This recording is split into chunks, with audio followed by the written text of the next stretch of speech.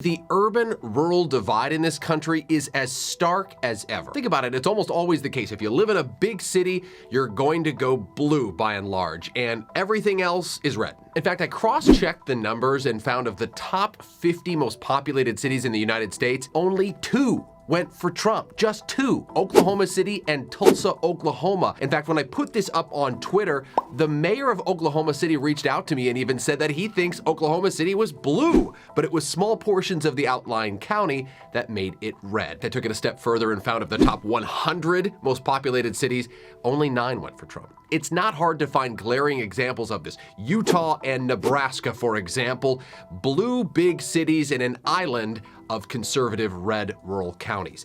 So what is with this? Why is it happening? It's changing our politics altogether, and it's actually rendering the Electoral College almost totally useless. The urban-rural divide's been happening for decades. Look at 1976. Jimmy Carter, a Democrat, took the South and the rest of the map was red. 1924, Calvin Coolidge won with every state except the southern states. It's basically flipped. It's the opposite now. Democrats have gone from the party of the farmland to the party of big cities. So these things change. It's not people making cities liberal, it's cities making people liberal. William Frey, a demographer for the Brookings Institute, suggests a couple of things about this. He's been digging into it and finds as we become more interconnected, universities attract more diversity, and with more growth comes more people, and particular professional, educated people with diverse backgrounds, which basically is now lockstep with the Democratic voting bloc. I spoke with U.S. Senator Jon Tester from Montana, who knows this really well. He's a Democrat in a red state from Choteau County, Montana, which is, you guessed it,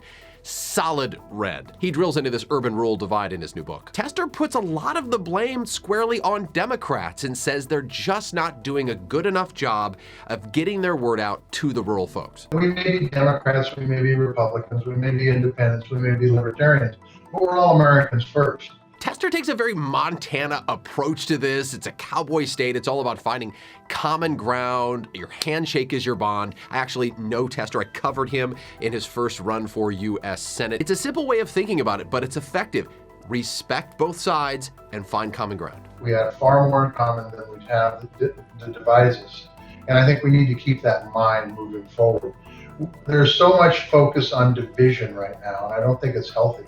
We should be focused on what unites us and work off of that common ground to make this country, or keep this country great. It's just a refreshing way to think about life. Respect each other no matter what color we are in life or politically.